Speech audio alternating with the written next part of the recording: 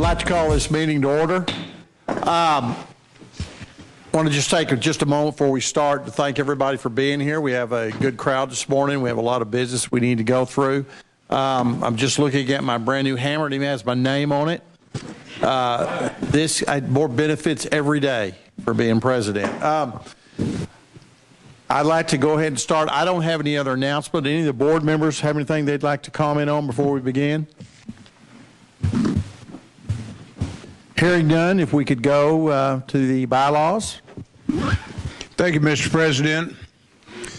Due to the number of items on the item that I'm going to be covering, I suggested a copy of my comments be printed out and given to the board so you don't lose track.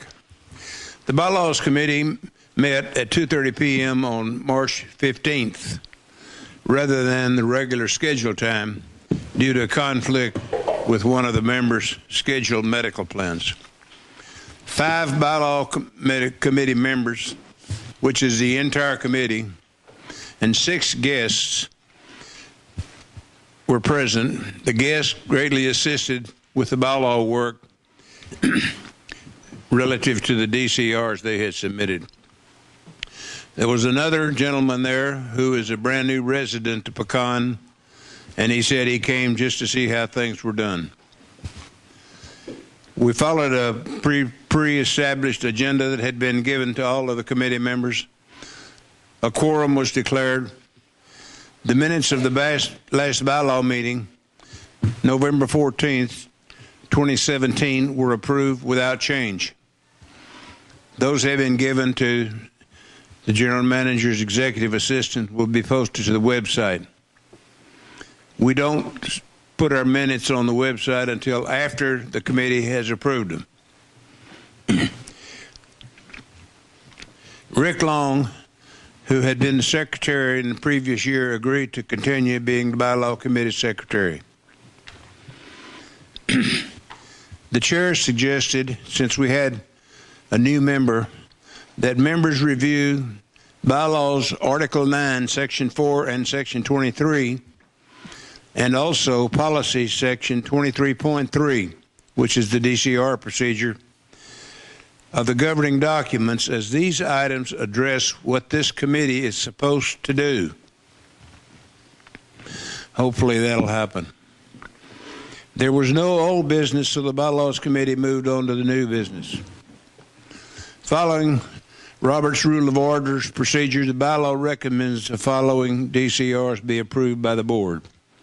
Number 1, DCR CR 18-02-001 from the Safety Committee.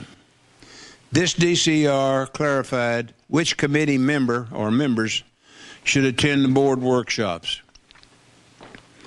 Second item was DCR CR-18-02-002 from the Grounds Committee. This DCR changes the number of committee members. The third item is DCR PL-18-02-003 from the Finance Committee. This DCR added spaces on the ACE form, so the form is consistent with the narrative procedure. The fourth item, DCR RR-18-02-004, was about the dress code in the clubhouse. The fifth item, DCR RR-1802-005 for the Safety Committee. This DCR doubles the fine for traffic violation.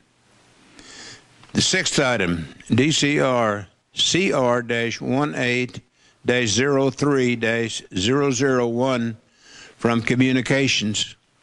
This DCR relates to the number of committee members.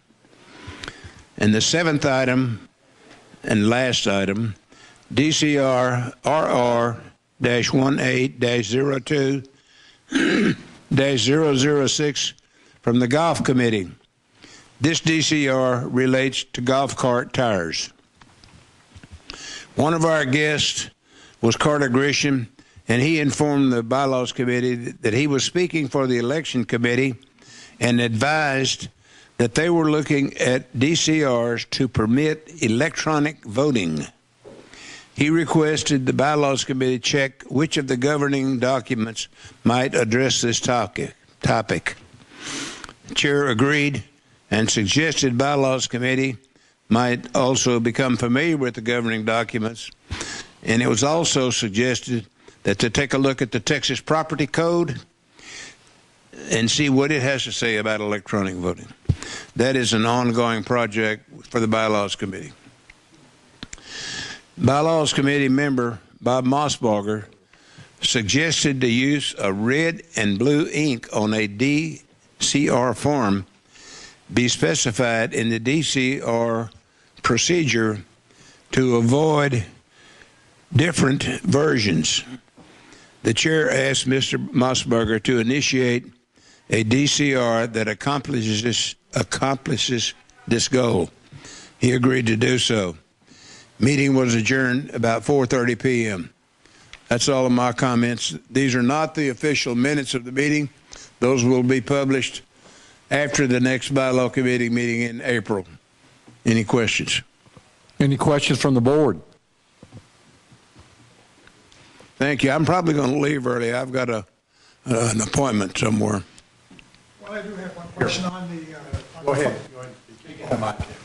On the mention of the fines for traffic violations, is that going to be open-ended? That doesn't have any end. It's just whatever it is, it is.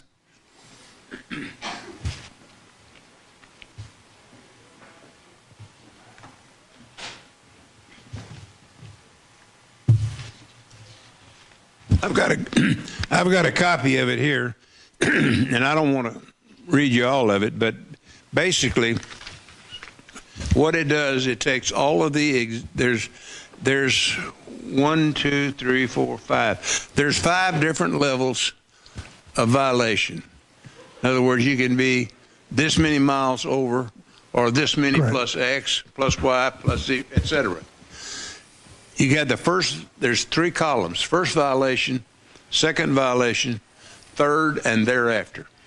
Each of those, you know, if you think of that as a 3 across and 6 down, there's a existing fine in that box. And it starts off, the first violation, for 1 to 5 miles an hour, you get a warning. Well, really, my question was, there going to be an expiration to the double the fines? I don't know that. That wasn't addressed in this particular DCR. It's whatever it currently is. That didn't change. And I'm not familiar enough with the particular rule to answer your question. Right. Maybe the safety committee could say something. I don't know. Yeah. And Dick, if I'm reading you right, you're saying like if you don't have a speeding violation in 3 years, then you start over again, or is that what you're implying, or?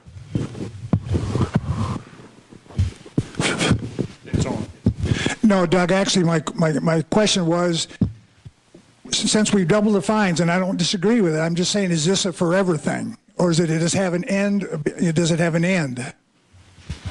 It's for a traffic violation, which is defined as follows in the rule: running a stop sign, no driver's license, failure to display a driver's license, failure to yield right-of-way, turning the wrong way on a one-way street, failure to display financial responsibility, parentheses, no liability insurance, and all parking violations described in Chapter 5 of the current rules and regulations.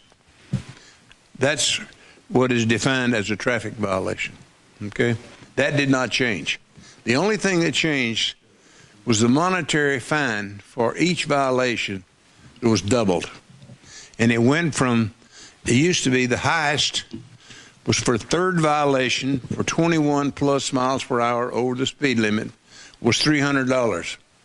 It's now going to be $600. All of the fines in that box that I described to you. And that's a permanent change. It depends on what the board does, sir.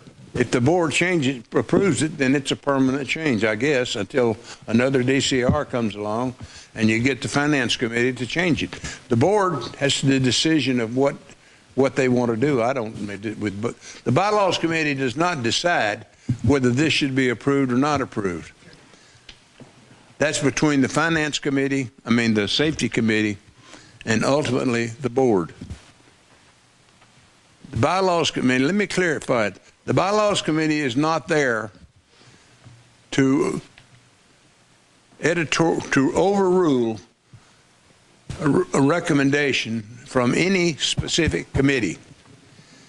If they wanted to triple the fine, the bylaws committee is not charged with arguing that's right, wrong, or otherwise. If a committee wants to have 90 members, the bylaws committee's purpose is not to argue that point. The bylaws committee's purpose is to maintain the integrity of the governing documents by trying to avoid duplication, conflict,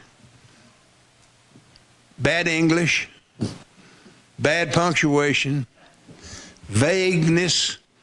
In other words, we want it to be clear so that the person of average intelligence can understand what it says and not have too much discussion about, well, what if this and what if that? Now, sometimes that's not possible, because you can always come up with a scenario that you can't cover in writing because we don't want our governing documents to be like the IRS code or the Texas property code. But then that's the purpose of the bylaws committee. And as long as I'm the chairman, that's what we're going to do. And the board, of course, has the right to do what they want to do. I'll let it go at that. Thank you. Any further questions? Any additional comments or questions? Yeah, I have a comment. I'd like to commend Bob for doing a hell of a job on that bylaws committee. Thank you for what you do, Bob. Thank you, Mr. Cote. Any others? Any other comments? All right. I don't see anyone from the ACC here from the committee here today to speak to what's going on with that committee. All right, let's go ahead and move now. Carter, the finance. Thank you, Mr. President. I'm filling in for Mr. Zemsky today, who had a doctor's appointment. The Finance Committee met at its regular scheduled time at 9 o'clock on March the 20th. We had 6 ACEs to review. 2 of those, ACE 18-10-OA, was tabled because of some errors in the proposed contract from the architect. And ACE 10-10-10 was pulled awaiting a third bid, which was not,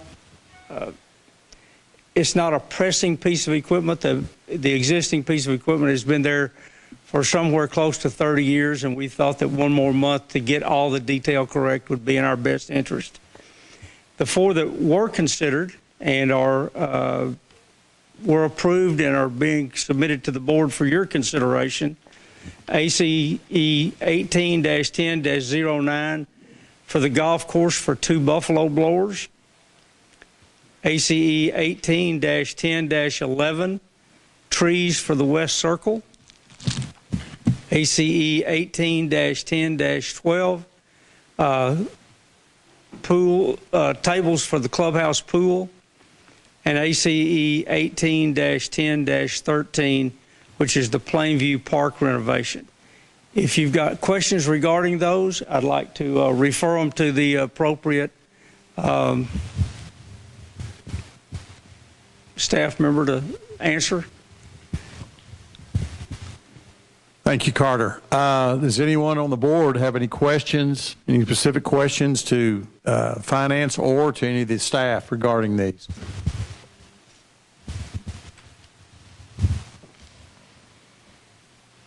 Would staff like to speak to this, or are we fine? All right.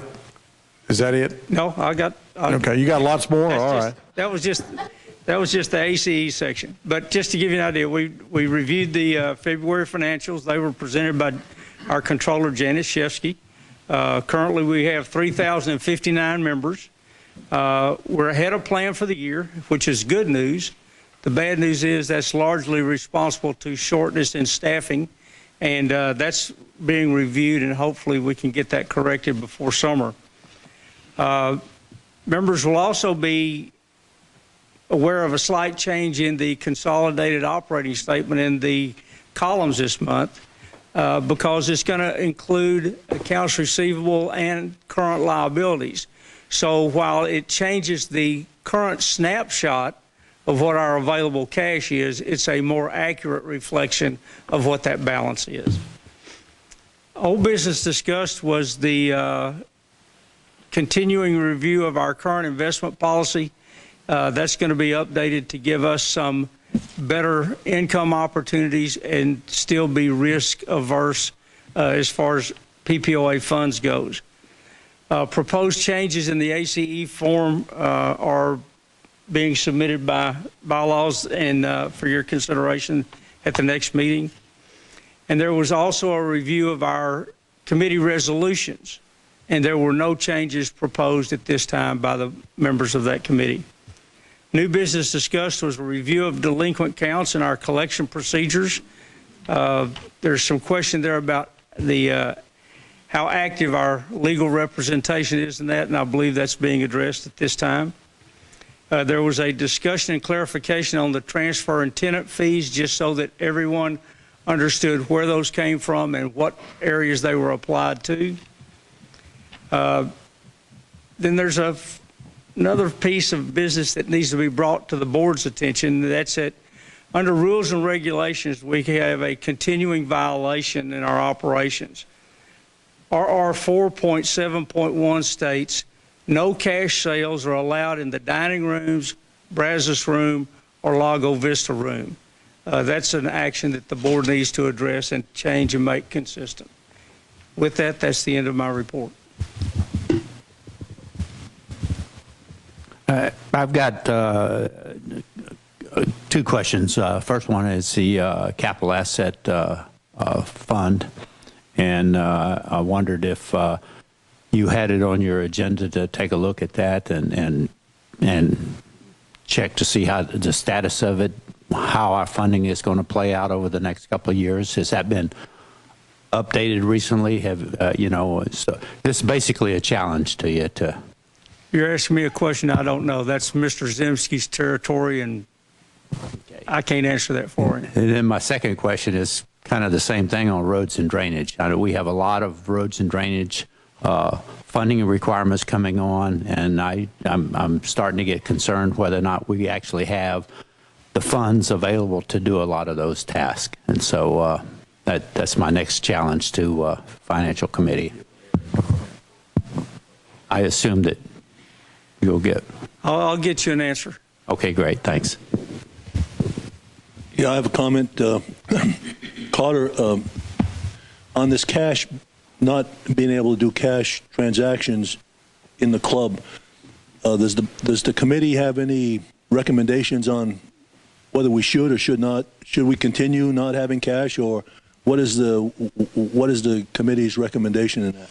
We generate a tremendous amount of cash. We just need to make sure that the rule and regulation is consistent with how we operate. It's up to the board's decision to make that.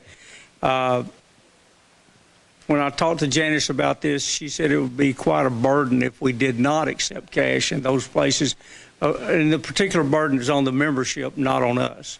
Well, yeah, thank you. So I have a question for Bob Maher in the Bylaws Committee. What do we need to do in order to change that rules and regulations regarding the cash? Somebody that knows what they're doing needs to initiate a DCR to request that rule be changed. And then it should go to you for review, is that correct? The Bylaws Committee, okay. Eventually, I hope. Fine, it will. Yeah, okay, thank you. I just wanted to know what the... I would love, having once been a manager with a petty cash fund, Yeah. I can tell you, Yeah. it's a time-consuming. Somebody counts the petty cash and fills out a report every day. Having once been a manager with a petty cash fund in several different locations, I can tell you a petty cash fund is time consuming. It's got to be secure. That's number one. That means it can't be a box in somebody's desk drawer. And I don't know if that means it's got to be a vaulted safe necessarily. I guess it depends on the size of the fund. It's got to be counted probably every day. How many pennies, how many nickels, how many dimes, how many quarters, et cetera, et cetera. It's got to be recorded on a sheet of paper, and it's got to be audited, physically compared the actual fund against the spreadsheet on a periodic basis. And not only do that, but you got to have an account distribution of where the money's going and coming. So it is not just a matter of having pocket change. It's a laborious task, and I'm not saying I'm for it or against it. That's not my job. But I'm telling you, the DRC, the DCR, is going to have to be thorough, and it needs to be complete, and it needs to be well thought out by the Finance Committee and our controller. Thank you. Bob, I agree 100% with you. I'm sorry? I says I agree with you 100%. Well said. As an auditor for many years, having audited many penny cash funds, I agree with everything you said. Thank you very much. And we'll get on preparing a DCR for that. Thank you. If I may, I'll just say that the reason that kind of caught my attention was I'd asked Janice for some detail, and in 2017, cash sales were $404,132, which is not a small amount. Definitely need controls over those kinds of funds. Okay, thank you very much. Now, when we say cash, we're including like credit card. Just cash, No, cash. 440,000? Cash, Yeah. hard dollars. Yeah, I didn't know that. That's a question that needs to be clarified. You have not only credit cards, but now you have debit cards, you have checks, personal checks, et cetera, et cetera. You know, it's not only cash out of your back pocket. It can be credit cards, it can be debit cards, it can be electronic fund transfer on the bank account, it can be IOUs. I don't know what all it can be. But whatever comes forward needs to be clear and thorough and complete, and not leave a bunch of loopholes in it if possible. And I know the accountants on this board understand exactly what I'm saying, because they wrote the rules. And if you look at GAAP, you'll probably find volume after volume about petty cash. I guess I'm not an accountant. I've never looked there, but I know that's the Bible for accountants. We appreciate, I know I'm going to get with her. Appreciate that, Carter. Mary? Procedurally, DCR, when it is developed, is presented to me. I go in and then I make sure that everything is where it's supposed to be on the DCR, give it a number, and then I give it to Mr. Maurer, and then the Bylaws Committee goes from there. But technically, it probably should come from the committee who suggested it. Thank you. My only question for the board was, do you want us to pursue that, or is that something that the board wants to pursue? I'd like you to pursue the finance, but I'd like you to do it in conjunction with our comptroller as you kind of Absolutely. work towards that. We'll get it done. Thank you. And to add to that, Mr. President, I'm the representative to the Finance Committee, and I'll be there to help out. So we'll get this done. Thank you. Absolutely. Thank you, Bob. Lou? I think there's an issue as it involves the activities who are involved in whether or not they receive cash, have an input as, and if it involves sales in the restaurants, or if it involves sales in the pro shop, then those two activities should be very cognizant and have an influence of whether that gets changed or how it gets changed. We will certainly bring in that point of sale, the personnel that are involved in that. We'll be sure that they're involved in it. Thank you, Lou. Any other comments on this issue? Finance, you through? Yes, sir. Thank you, Carter.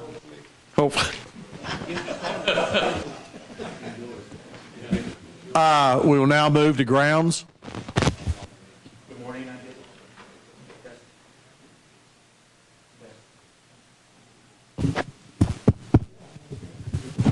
Test. Good morning. I'm Dave Narducci, standing in for Roger Merrill. The grounds committee met on March 6th, 8 o'clock. We did not have a quorum present. This is not all inclusive of what we did at the meeting, but these are the highlights.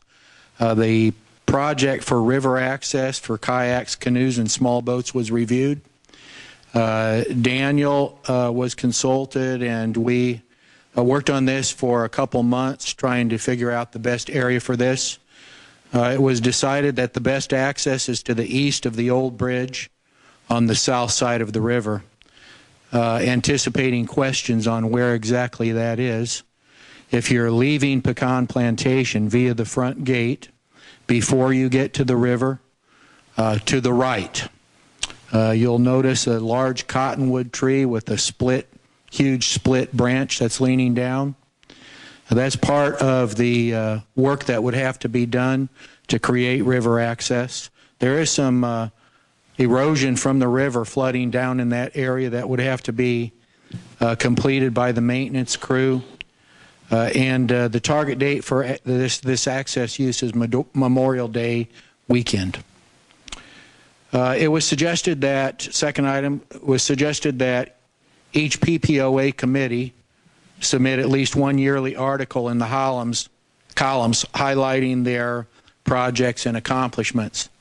This was in an effort simply to let membership know what we're doing and to keep them informed on the types of projects we're trying to accomplish.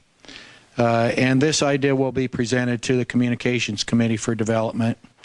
It just was. The third item, vendor complementary maintenance of common areas. This idea was suggested to relieve our maintenance crew of workload and possibly reduce additional personnel. Vendors would include landscape maintenance companies that advertise in the columns. The areas that could be maintained that we discussed were the front entrance, gate flower beds, security office yard, and the yard in front of the PAC. Incentives for this service would be free or reduced advertising costs in the columns. These are suggestions. And vendor ad signage in the areas being maintained. And this idea will be presented to the board for consideration. The next item, the committee did in fact explore the development of an email address for residents to report needs and ideas for common area developments and projects. The email address is grounds@ppoaweb.com. These emails would be routed to Mr. Van Patten and the chair of the Grounds Committee for monitoring and action. It says this will be discussed with our webmaster, David Jeffries, but that has already been done. It's been done. The email address has been created, and it has been submitted for publication in the columns.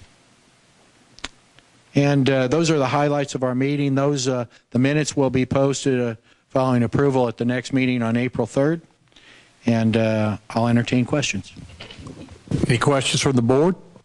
Yes, sir. I have one quick question on your listing of activities to be covered. Don't forget the garden at the marina. There's a flower garden there. I'll make note of that and pass it on. Thank you. Thank you, Joe. Any other questions, comments? If not, let's move to infrastructure, please. Good morning. The infrastructure met on March 6th at its usual time. We did have a quorum, so the issues that we talked about, y'all have probably noticed that the guardrail up at the front entrance has been but has been repaired and extended at the same time, so that is complete. The next thing we talked about was that we had requested our engineering company to produce engineering proposals for the next 3 drainage areas that we're looking at, and we received those. The first one is at the northern end of Woodlawn and Wedgefield. The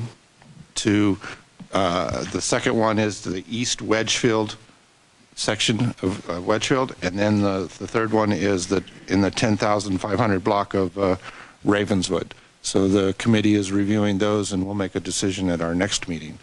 These are the drainage projects. The two repaving that we're looking at is the Wedgefield, almost the entire length of Wedgefield is being looked at, and then also there's a mile-long section of Ravenswood, right where Monticello and Belchase, either side of that, we're looking at repaving that. Other than that, that's about all we discussed. Thank you. Any comments? You're looking at repaving Wedgefield, so hopefully you would do the two drainage projects in conjunction with the repaving. That's why these two are the two drainage projects along Wedgefield, the eastern Wedgefield, and then the bigger project was the Woodlawn, the whole Woodlawn area, and the engineers, as part of that, included the northern tip of Woodlawn and Wedgefield, and so we kind of broke that off. And if we're going to repave Wedgefield, then we're looking at that drainage area as well. Okay, excellent. And the question I had for the Finance Committee actually on the roads and drainage would actually generally start with infrastructure. Mm-hmm. And my concern is our funding, whether or not we have funding to pursue all these projects, and what the status of that pool, that funding and requirements are. Well, we're working on that. I've been this year, my first year as chairman, I've been reviewing the long-range planning document that was given to me, and I've been updating all of the square footages of all the roads. When I got it, there were some discrepancies, and so I've got a process in place that we're updating so that we can produce estimates for repaving, all the roads. As far as with 3,059 memberships now, and it's $19 per membership goes into the road fund. That's just shy of $700,000 a year. The report that we had the engineering company develop for the 4 next drainage areas, their estimates came out at and it's an engineering estimate. It's not a it's just a ballpark sky figure was $1.8 million, and we were not happy with that. So, that's just a number. Do you have just a wild ballpark number for what it would cost to pave Wedgefield? I mean, now that effort wouldn't be as hard as critical. It's going to be the same as Westover. Okay, the same. So Westover was just around asphalt. 7. Yeah, the same process that we did on Westover, which was, I don't know the length of Westover, but the cost of that was around $700,000, I think. $700,000. Okay. I don't know that. I don't think Wedgefield is that much, but we've just started looking at the cost for that. Okay, thanks. I'm done. Yeah. Okay. Are there any other comments from the board? Questions? All right, hearing none, we'll now go to Wildlife. I'm Vance Blaylock, Chairman of the Wildlife Committee, and I need to make an open statement to our residents that any visitors to our committee that make open, hostile, and attacking statements to any member or non-voting member of the board will be asked to leave the meeting immediately. If they do not, I will call security on that resident. One of our non-voting members was attacked, called terrible names. I wasn't present at the meeting, or I would have addressed it then. I will now let each and every one of you know I have contact cards with my name, phone number, and address of anybody who wants to contact me personally and address any comments they may want to make. I'm the one that you address those slanderous remarks to. not anybody else or not my committee. I will now give you my report. We met March 9th, Tuesday, at 8:30. Called meeting to order. We had 7 members attending, which was 1 less than a quorum. We had 4 visitors. Our deer management report was given by Mr. Van Patten. Trapping ended March 2nd. Total trap were 180 deer, which was short of our 250 goal. We feel that this the trapping number this year was not keeping up with the deer birth rate. So chances are very good that our quota of trapped deer will be higher this coming year. This fact is due greatly to the interference by some residents to our trapping efforts.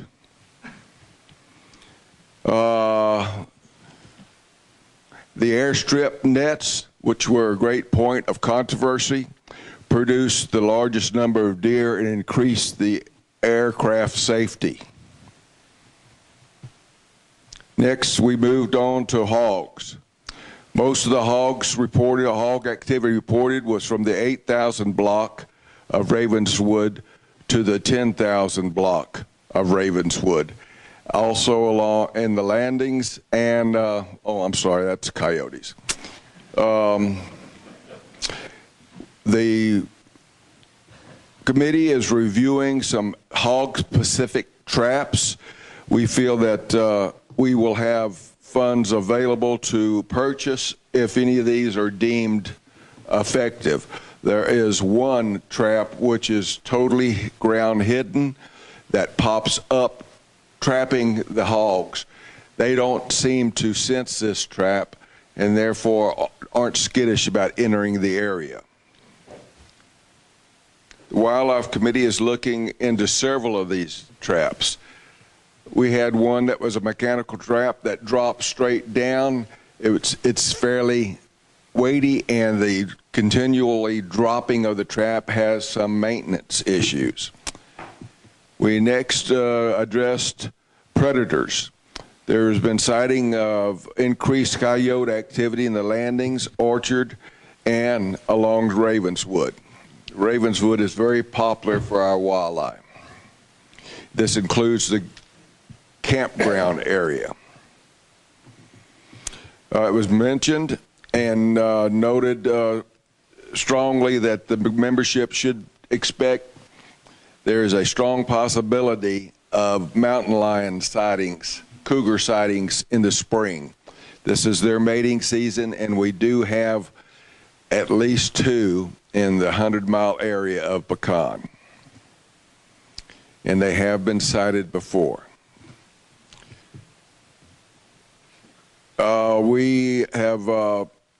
We're pursuing the obtaining 3 bids for the drone count of the deer to be used in junction with our 3 member counts. It was also suggested that we explore the cost of adding a cost of hog census in the area to give us some idea and the residents some idea of the problem we're facing. And we need to strongly encourage all residents to treat their property for grubs.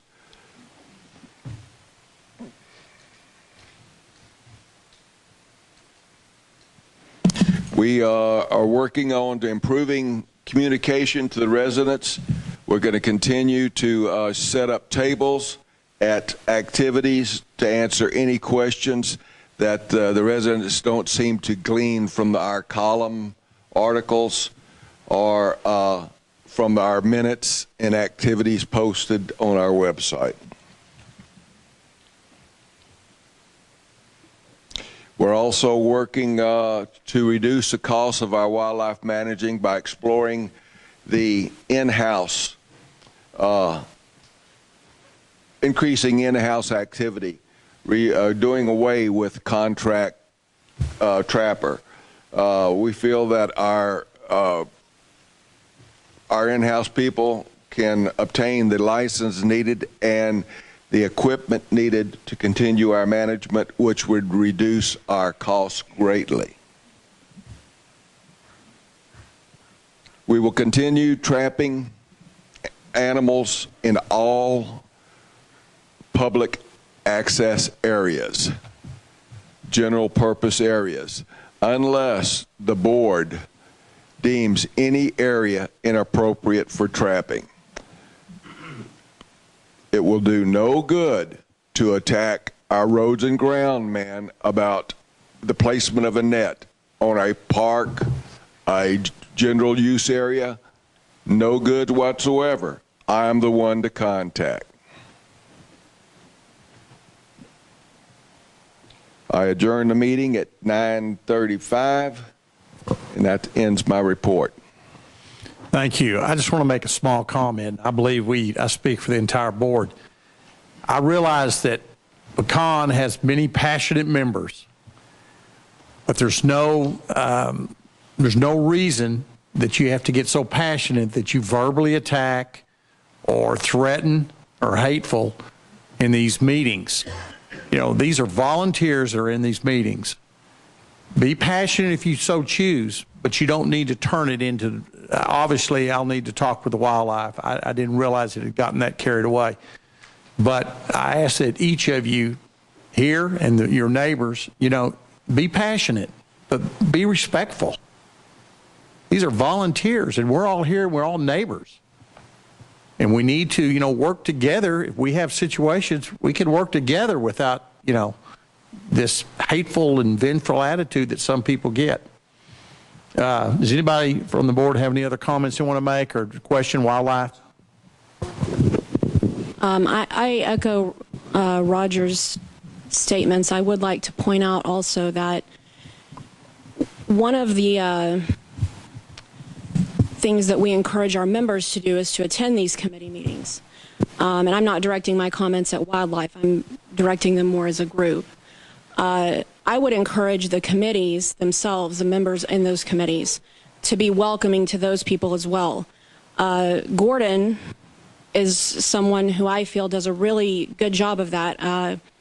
He addresses the people in the room that are not a part of the committee, and at the end of he establishes the precedent at the beginning of the meeting to say, at the end of this meeting, I will ask you, and you can make a comment at that time, and we will address it. And that's something that I think the membership appreciates, the people that don't belong to the committee, but maybe still want to come and get some information. So I think, you know, that works both ways. So we need to make sure we're also being respectful of our members. I also can comment that at the Wildlife Committee, Vance has always been very open to anybody that wants to come in and speak their ideas. There have been several good ideas brought forth, discussed within the committee and with the individuals at that time. So again, as volunteers, I think the Wildlife Committee has done a fabulous job. I just a few seconds ago asked Bob Cote if we had rules and regulations, and he looked it up for me. Section 3.3 of the rules and regulations is policy about personal conduct, and so it's in our rules and regulations. And I'm kind of curious if, and we probably should look this up, if we could actually cite a person and give them a flagrant violation for violating our rules, and you know, a $350 fine will wake some people up. I have chosen not to address that individual personally. Being that wildlife management is a very passionate subject, I would prefer not to single anybody out. But if the board feels that a fine for this type of conduct is appropriate, I will work with them in the future if this ever happens again. Thanks. Vance, please do let me know on any future type of issues of that type. Any other comments? Hearing none, let's move to safety. Yes, we had our meeting on the 14th. We had all of our committee members present. We also had a couple of folks that were visitors. And we introduced, if you would stand over here, where is he now? Our new supervisor of security, Harold Adelot.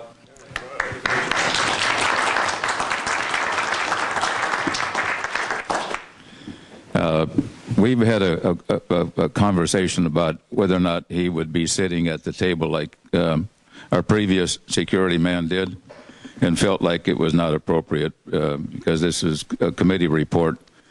So that's the way we're going to handle it in the future.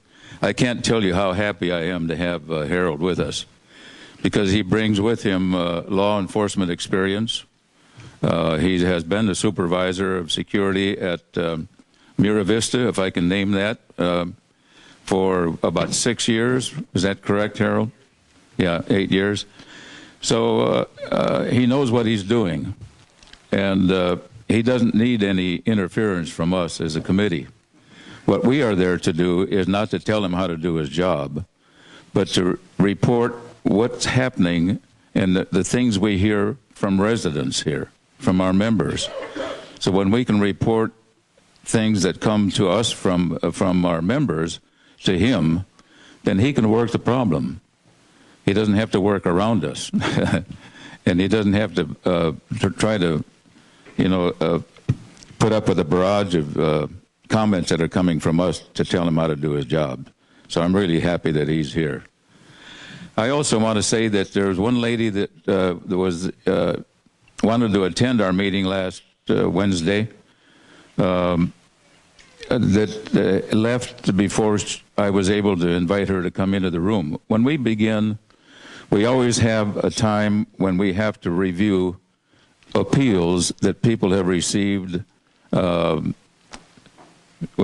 citations for speeding. And if they come to us with an appeal, then we don't want to have other people other than our committee sitting and listening to that appeal, because it's a personal issue for people. And we don't want to be violating somebody's confidentiality by having people other than our committee sitting in on those. So the lady that was there last week that had to leave, I think she had something else she needed to attend to. I hope it wasn't because she felt like she was being ignored, because we did have some folks that did stay until we were able to invite them in. And thank you for your comments, Crystal. I've always felt that if people can't come to our committee meeting and be heard, then there's something wrong with our committee.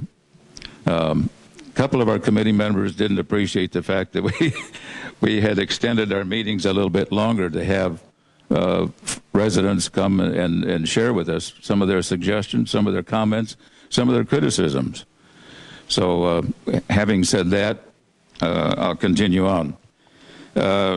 We did submit the 2 DCRs, and I thank Bob for the way he handled his meeting, because one of the folks wanted to instruct us on how to be able to do our work, but Bob wouldn't allow that to happen. He said, well, we'll leave that to the Safety and Security Committee.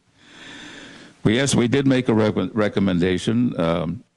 One of them is on the reporting process, and that is evidenced by the fact that I'm sitting here today, that as the chair of the committee, I or one of the representatives that I would appoint from our committee to report to you sits in on your monthly workshops. That was one of the DCRs. We just wanted to clarify the language on that. The other one was the fines. After 2.5 years of chairing that committee, I've heard from experts on our committee, by the way. We got some of the smartest people on the plantation on that committee who come with all kinds of detailed information that I have no idea what they're talking about until they inform me what they're talking about. And then we go ahead with our discussions, and we come up with a plan. We've noticed that there was a lot of complaints from residents about people speeding. And try as we might, we don't have enough people on our security force to be able to put 3 or 4 vehicles on the roads or streets here to be able to really truly enforce what's happening. What we have to do is be smarter at how it is that we're doing the surveillance of traffic, and that's where I leave it up to Harold to come up with that process. And I trust, after my conversations with him recently, that that's going to be happening. We, as a committee, one of our committee members came up with a reporting. If someone calls security and says somebody's speeding by our house, such and such a time, such and such a place, security will make a note of that, and we'll have a vehicle checking out that area at some given time during the rest of the week. So that's the way things are going to be working. So if you have difficulty with someone speeding in your area, call security. They will make a note of it, and they'll have someone on the road to check it out and see what's happening. And target that area. That's a bad word. Surveil that area at some point in time in the future, right? The fines, the discussion about the fines. The fines had not been changed for 17 years. We felt that it was time to, and after looking at and conversing with people at the Cordova or other neighboring homeowners associations, and with the local folks downtown, law enforcement downtown, if you get a fine for speeding downtown, it's going to cost you $200 if you're more than 5 miles above the speed limit. And it's also going to charge against your driver's license, and your insurance may go up. On the plantation, because we're a private homeowners association, we don't have that problem. But we wanted to make sure that people understood that speeding is not going to be tolerated. And what we need to do is to increase the fine. Maybe that will help get people's attention. That if we have someone that's been speeding 5 miles over the speed limit, or between 5 and 10 miles over the speed limit, that would be an immediate $40 fine. In the future, we're suggesting that should be $80. And again, if it becomes a second time, that would be about $160. If you have a third time, as we've got some residents who have had 4 or 5 speeding tickets, we got to change that. And why do we want to change that? Because it's safety, folks. We got to get people to drive the speed limit. We have not suggested a change in the speed limits, contrary to what appears sometimes on Nextdoor Pecan. We have not suggested that. What we're suggesting is that we enforce the speed limits that we do have, and I'm thankful that we got Harold here to do that. One of the other questions that we've had has been gates. People coming through the gate. We don't know what we can do about that, quite frankly. If you've got someone that's coming through the gate, if you're driving through the gate goes up, you see the little yellow light flicker that says you're coming through, you've got a sticker. If somebody's coming right behind you, that's, first of all, that's pretty dangerous because the gate might come down on them unless they got the little sticker that makes a yellow light blink for them. We don't know, that we can do anything about tailgating. We can observe, have our gate personnel observing more of that, and we've talked about that. And Harold, I think today probably had a meeting with his staff to discuss, the gate personnel observing more what's going on with traffic coming through. As far as visitors are concerned,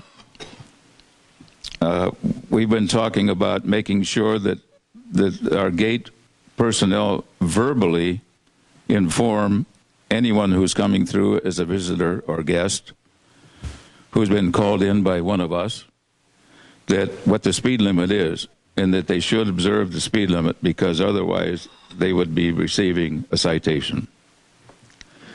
Now, for those of us who live here and we call someone to come in and that person is cited for speeding and that person refuses to pay the fine, guess who pays the fine? It's in the rules and regulations. We pay the fine. So be sure that when you inform someone, you call someone and tell them what the speed limits are and ask them to really observe the speed limits. Because otherwise, it comes out of your pocket or mine. My daughter came here about three weeks ago, and I informed her very quickly, don't speed. I don't speed. I put my cruise control at 32 miles an hour. I mean, it works. Going downhill, once in a while, it goes up to 35, maybe 36. But I'm looking around to make sure I don't have a security person watching me. We got to have fun with this in life. Gate personnel. How many of you remember Willard? What happened when you came through the gate when Willard was there? Willard would greet you every time he came in and he waved. And he also called my dog Charlie, but my dog's name isn't Charlie. He just couldn't remember anything other than Charlie, I think. Wonderful man. Was a great gift to us. And we've had a conversation about that, and I think Harold has gotten the message from those of us who want to see different things happening at the gate, and that will be changed, and I'm confident in that. There will be more observance of people coming through, whether they're members or whether they are guests, so that we will be recognized when we come in. We concluded our meeting at, we started at 9:30. We concluded that meeting at 11:15. Any questions? Any questions or comments? Yes. Has any thought been given to radar units that take a picture and record the time, speed, and a photo of the vehicle? That's a good question. Can I address that issue? Back in 2010, that idea was proposed, and I believe at that time a radar unit that would publish a ticket was about $5,000 or $6,000. The board decided not to do that, but instead we conducted a traffic survey, and we discovered that the difference from the village to the front gate from 35 miles an hour to 40 miles an hour was 11 seconds. Traffic surveys have been done since then, but I know those kinds of facts get lost in history. But this is not a new issue in Pecan. And I'm still with you. I would vote in favor of $5,000 to stop that guy that has got 4 speeding tickets. That is, pardon my English, unacceptable, for lack of a better word. I think unacceptable is a pretty good word. I was thinking you were going to say something else. Again, Harold is the new guy on the block. He has a wealth of experience, a wealth of information, things he can provide for us. And I think we're, again, very fortunate to have him here with us with that experience.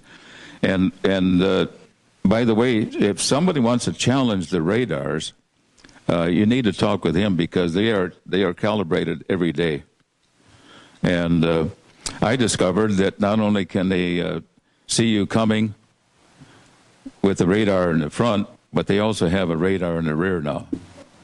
So, folks, be aware.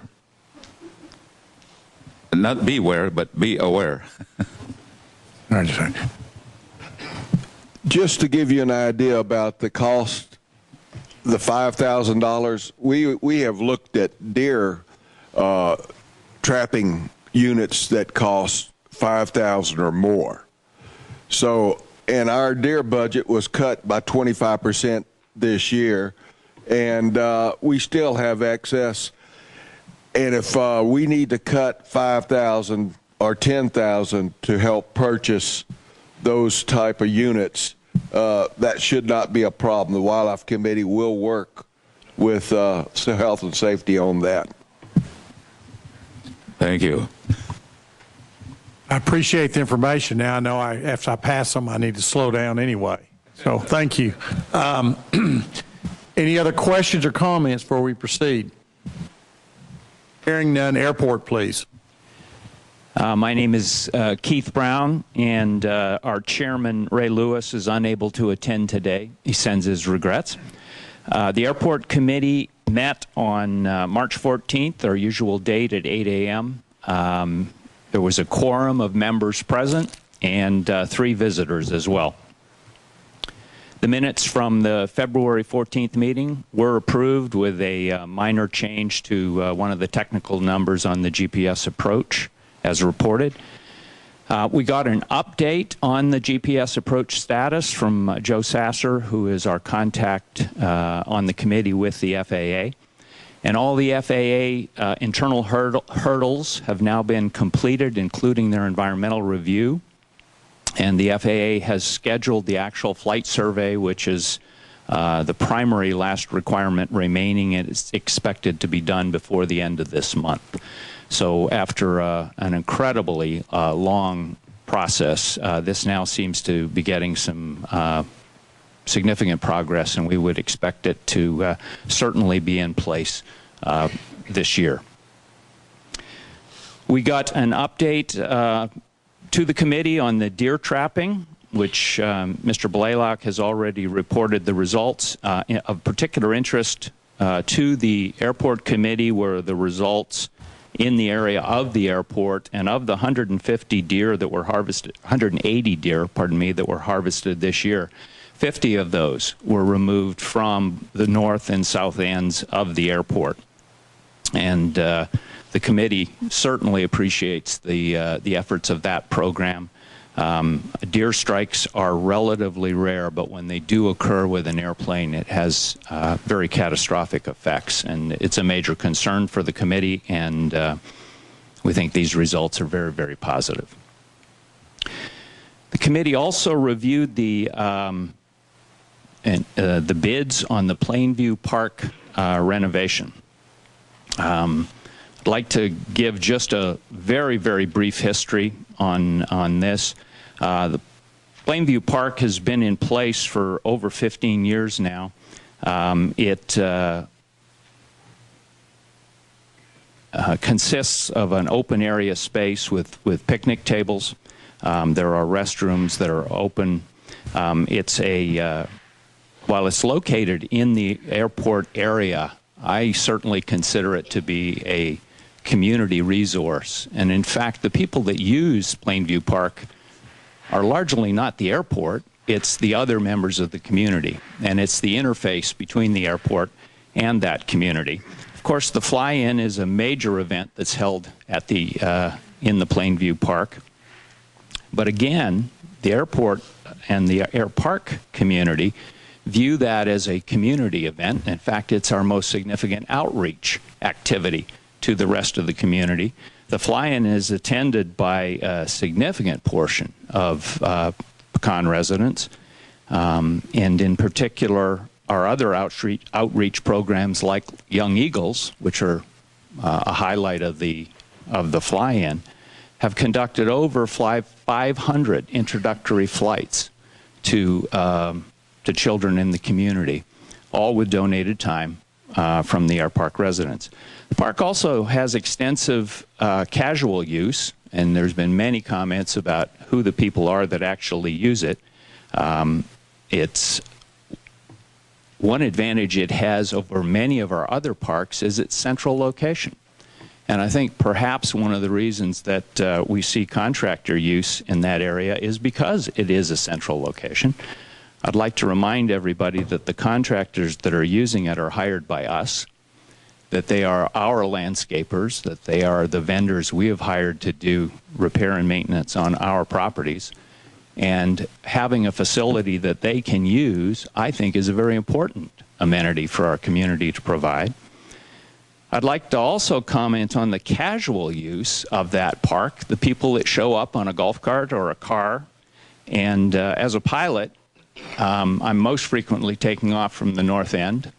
And I would say that between a third and a half of the time that I depart this airport, there is somebody in Plainview Park watching the planes take off.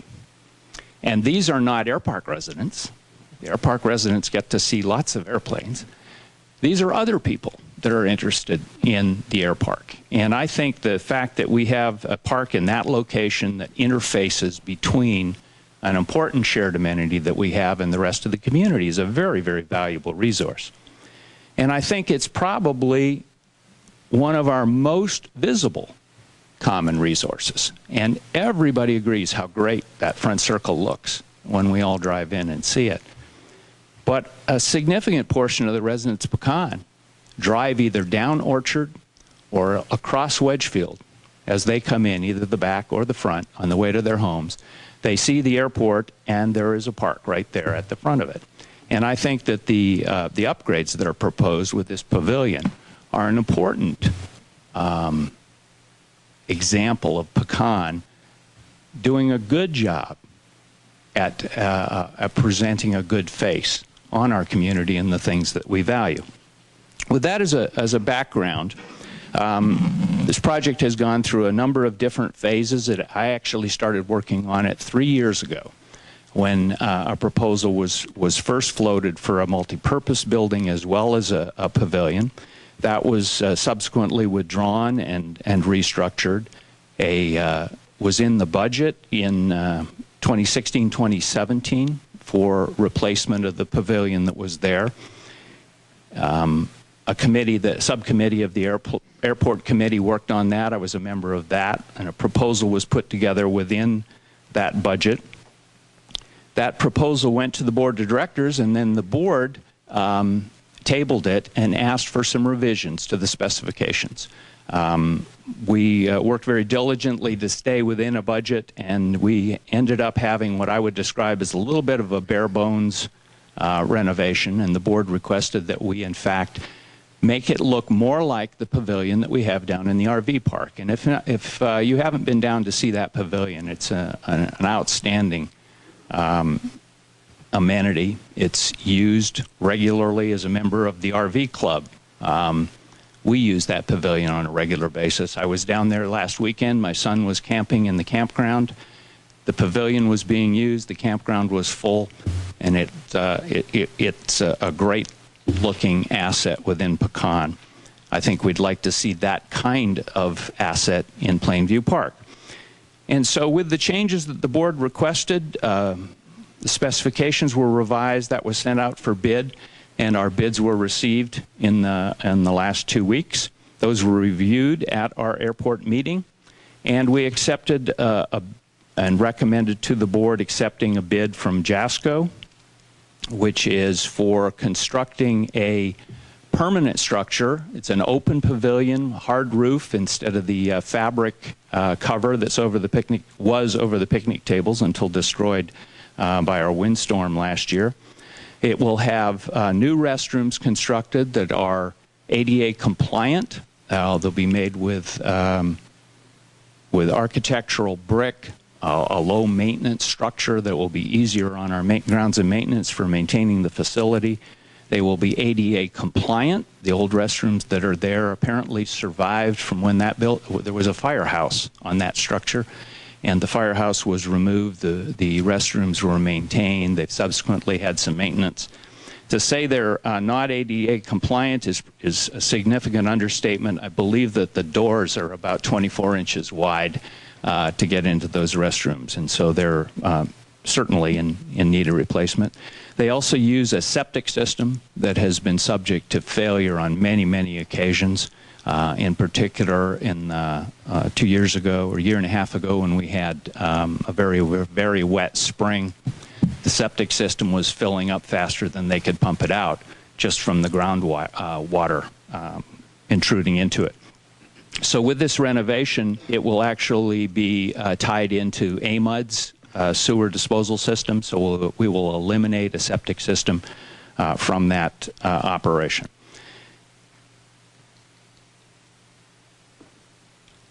The bid from JASCO was for $115,000 approximately, and this is in the ACE, of course, that was submitted. The committee, after reviewing the bids and the considerations, elected to put the new pavilion on the existing slab, and with assurances from the contractor that that can be done in a quality and reliable way. We believe that that's the best way to progress with this particular project. It was approved unanimously by the airport committee, referred to finance, and now it has moved on to the board.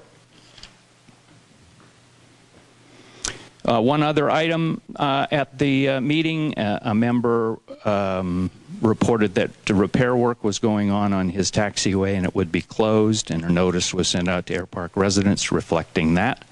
The meeting was adjourned at 9:30, and that's the end of my report. What finance? You're saying 115, and what was submitted to finance as far as the construction? I know there's a 10%. I can actually answer that if you'd like. There's and it can be a little bit confusing. The bid that was put out was for the structure itself, so the restrooms, the roof, and so on. There are additional charges or additional expenses, and they are included in the ACE that was submitted. There's some electrical work. There is the actual fees for the connection to AMUD, the lift station. There's an environmental fee involved in that. Those other expenses were detailed and are approximately $12,500 is the estimate. The total then with that and the contingency fits within the budget that is in the 2017-2018 budget. Okay, thank you. Does anyone on the board have a comment? Yeah, I'd like to make a comment. Keith overlooked the fact that Pecan Plantation also hosts the WASP. It's the Women's Air Force Auxiliary Pilots of World War II. They do that every year. They stage a lot of their events at Plainview Park. In addition to that, we have another member who hosts the SWIFT annual fly-in, and they use that area. And we also had one member hosted the Grumman airplanes, and they all brought their airplanes and states out of Plainview Park. So this it's used a lot. It's used more than you would think. It's not just a one event, and I think it's important. It gives Pecan Plantation a great publicity and visibility, and so I think it's pretty important. You know, our original budget, you know, it was, I want to say it was $89,000 and they came to us with their plan, and the board looked at it and said, you know, it's not quite to the standard. I mean, they worked hard to get it under $89,000. And when they brought it to the board, we said, no, we don't want something that looks like a pole barn out there. And the board sent it back and said, bring this back with brick wrapped around the columns, dressed up a little bit to make it something that we would be proud of as a resident of Pecan Plantation. And so this building would exist today had we pressed on with the simple structure. So that's where we are today. And they worked hard to get it down to $115,000. I think they've done a great job. If you look at the air park in general, you know, I asked Daniel last year, how much is it? What's our O&M cost for the air park? It's like $59,000 for the whole year. If you add overhead to that, about 30%, you come up with in a neighborhood of, you know, $180,000. That comes out per member, $2 a month. Out of the $90.75 that we pay in our assessments, $2 goes to the air park, which is not very much for an amenity. I mean, we're not quite as good as the stables. They're almost zero. But we're just a little bit above it. Yeah. If you look at the life cycle cost of this building, okay, it's I just ran $140,000 for 30 years. So what's the depreciation cost of this thing per year, per member, per month? It comes out to 10 cents per member per month is the depreciation of this. So we're building Plainview Park, something that looks nice, very functional. Everybody uses this, not everybody, but lots of people, and not necessarily air park guys. It's a lot of members use it. And, you know, 30-year life, it's well worth the investment. If we go back, tear down the bathrooms, they're really sad, real sad. It's got a septic field. Daniel pumps it out routinely because that septic field doesn't leach. So if we were to repair the concrete slab, do the bathrooms, we've done most of the work, and then put up a blue awning. Then every 6 years, we're replacing that blue awning for the next 30 years. So the life cycle cost for this building is probably cheaper than rebuilding this back to its original configuration. So I think this is a very worthwhile endeavor to pursue. I agree 100% with what Doug is saying, mostly because they did approach us on this as a board, and we wanted it to be, we want to try to keep the construction in line, and we thought, we went back to them specifically and said, we'd like it to be more in line with, you know, the RV park. And this is shared amenity. I know people have different idea about what shared amenities they want, but I think it's important that we certainly consider this. Anybody else on the board have a comment? Oh, okay. The other comment I wanted to make, and I forgot there, was, you know, this is paid for out of our capital asset fund. We collect roughly $1 million a year into that capital asset fund. I mean, it's somewhere between $900,000 to $1 million. The majority of the contribution, $8 of that contribution comes from our membership fees. Majority of that contribution actually comes from membership initiation fees when people buy houses. In the last couple of years, you know, it's run almost $1 million a year. The last couple of years, we have spent $1 million a year for the 2 previous years I was on the board on amenities and equipment throughout the community, like golf course bunker liners, lights for the tennis court. So in our budget last year, we're planning, and if I remember the number right, it's around $760,000 out of that $1 million. That's what we budgeted for. In that $760,000 is $140,000 for Plainview Park. So this was budgeted and planned for. Thanks. Christy, go ahead. Then Bob, let Christy. As a committee, I'm just curious, did you ever consider, or maybe you've done this, have you ever sent out a survey to poll either the air park community itself or the membership as to, you know, what their thoughts are on this, if this is something that they feel we should invest in? To my knowledge, there was not a survey done of the air park. In part, I believe that's because this is not, I think counting this as an airport amenity is an incorrect one. I think it's a pecan amenity overall.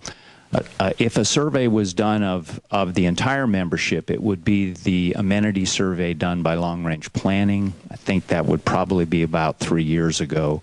And I don't know, I actually don't recall whether this was specifically within that list of amenities or not. I think that survey was primarily oriented to new amenities or improvements as opposed to addressing existing amenities.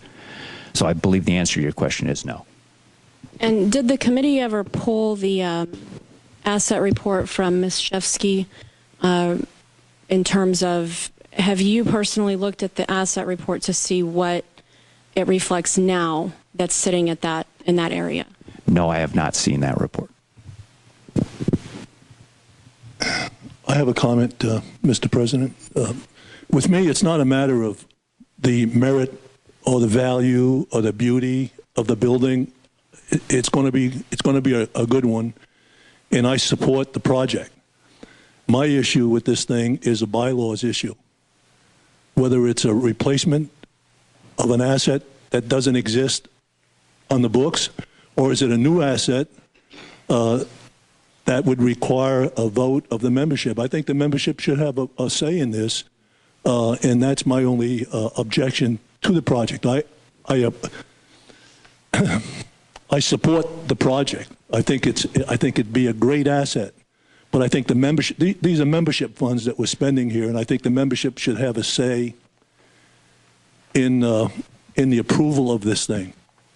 If it was a replacement, I agree that the board could do it on its own, but this is an expenditure that's more than $100,000, and I think we owe it to the members to go to them for a vote. I mean, that's where I stand on this issue. I would add to what Bob said, that if you review the asset registry, Plainview Park does not exist. The only building that exists on the registry is the electrical building. The lift system doesn't exist. The bathrooms don't exist. The slab doesn't exist. And even the canopy that blew down does not exist. If you do a further review of the assets, you find that all our parks and all our recreation facilities have bathrooms, lift systems, septic tanks, grills, tables, iron railings, playground equipment. They all have asset numbers. If you do the review for the air park, none of this exists. So I agree with Bob. I'm not disputing that it wouldn't be a great addition to Pecan, because it would. But in that regard, it's a brand new item and it should be put to a vote. Thank you. If I could make just one comment on that before it goes away, and it has a little bit to do with the history of how the air park took place. And in fact, I think the board is dealing with this in other areas right now. And maybe more of a comment on our history of how we track donations and contributions in the past within our accounting system. The original genesis of Plainview Park was when a resident, the Housemans, paid to have the abandoned building for the firehouse removed. And that was a donation to do that. The tarp that was put up and installed was a donation by an air park member to put the tarp and put it in its place. The bathrooms were left over from the firehouse. They were interior bathrooms that then suffered from being used in an exterior location. And those bathrooms were repaired and renovated by air park volunteers, none of which in the accounting system at the time resulted in any asset being created. If we applied the same accounting system rules today that I believe will need to be applied to the golf pavilion that is being erected with donated funds, which I presume is going to create an asset because Pecan is going to have an asset that they will then be maintaining and at some point down the road need to replace, then you would have the asset on the books that you're looking at, and it would fit within the system you're just describing. The problem is you've got a collection of assets that originated in excess of 15 years ago under a different set of accounting rules. And had those same accounting standards been applied to each of those as they occurred, you'd in fact have an asset sitting there that I believe would cost, original cost, not its depreciated value, in the neighborhood of $50,000. We've substantiated that the installation of the tarp was $20,000, spoke to the resident who made that donation. The Houseman's contribution was $10,000. And since that time, we've also had the renovation of those restrooms. And that's a 15-year-old cost, not a current cost. So by that logic, if it is indeed a $50,000 asset, and I don't know that that's the right number, This is less than Bob's $100,000. It's replacement of his existing asset, albeit it's upgraded. We're putting in a concrete ADA bathroom, not a wood structure that's the brick veneer.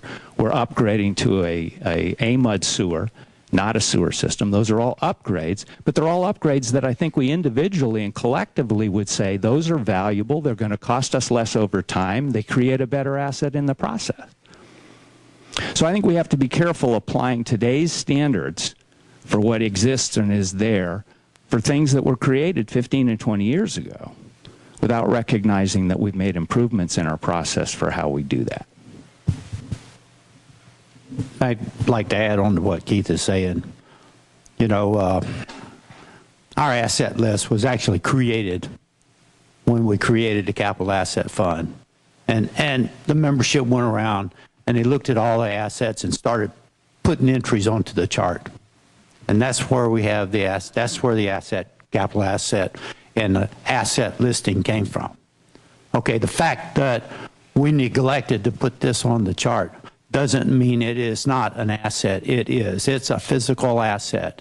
It's something that we have had for quite some time. If it was neglected to put it on the chart, doesn't invalidate the need to maintain that asset. And then secondly, you know, we assign an asset value to it. Every year we take that capital asset list and we change the values. Right now, the golf course irrigation was originally probably put it on the capital asset list as $700,000. Today, it's on the capital asset list at $1.8 million. Now, why?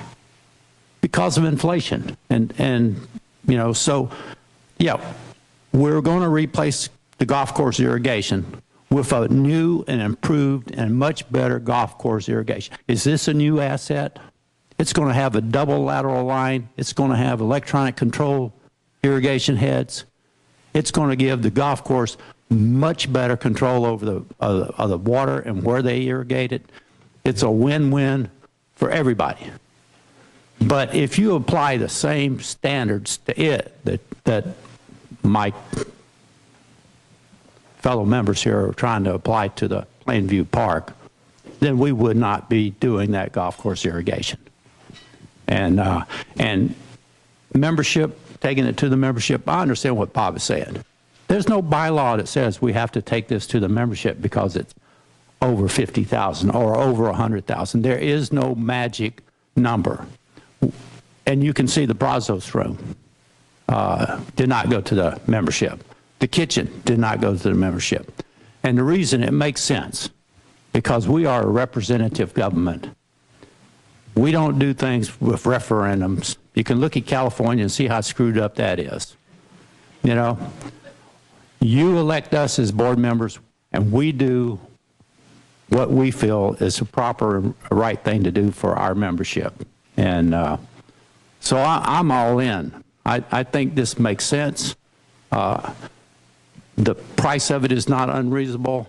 The Airport Committee did a heck of a job getting this thing down as inexpensively as possible.